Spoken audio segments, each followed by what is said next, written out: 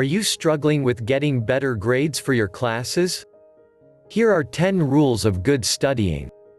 1. Use recall.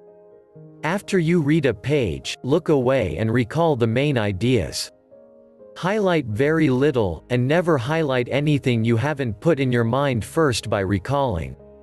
Try recalling main ideas when you are walking to class or in a different room from where you originally learned it.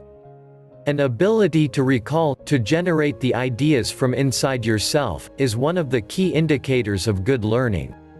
2. Test yourself. On everything.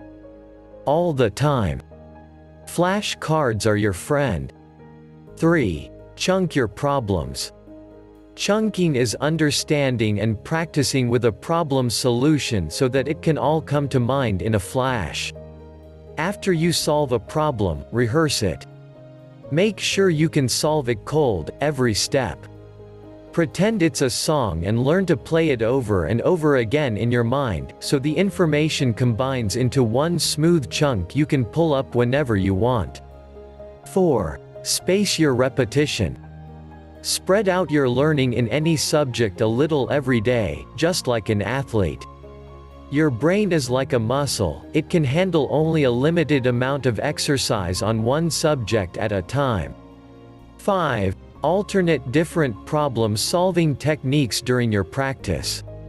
Never practice too long at any one session using only one problem-solving technique. After a while, you are just mimicking what you did on the previous problem. Mix it up and work on different types of problems. This teaches you both how and when to use a technique. Books generally are not set up this way, so you'll need to do this on your own. After every assignment and test, go over your errors, make sure you understand why you made them, and then rework your solutions. To study most effectively, handwrite, don't type, a problem on one side of a flashcard and the solution on the other. Handwriting builds stronger neural structures in memory than typing. You might also photograph the card if you want to load it into a study app on your smartphone. Quiz yourself randomly on different types of problems. Another way to do this is to randomly flip through your book, pick out a problem, and see whether you can solve it cold. 6. Take breaks. It is common to be unable to solve problems or figure out concepts in math or science the first time you encounter them. This is why a little study every day is much better than a lot of studying all at once. When you get frustrated with a math or science problem, take a break so that another part of your mind can take over and work in the background. 7. Use explanatory questioning and simple analogies. Whenever you are struggling with a concept, think to yourself, how can I explain this so that a 10-year-old could understand it?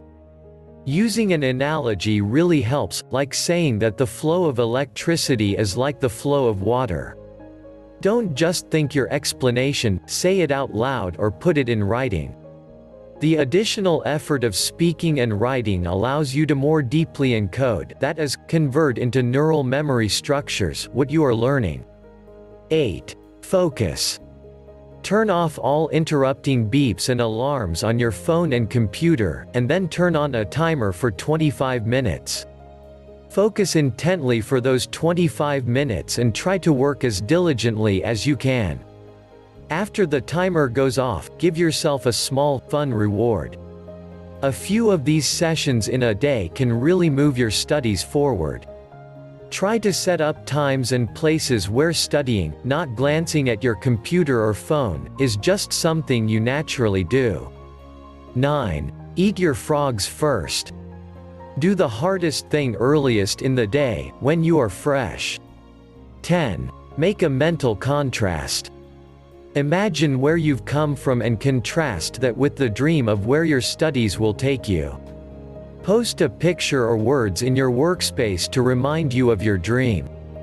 Look at that when you find your motivation lagging. This work will pay off both for you and those you love.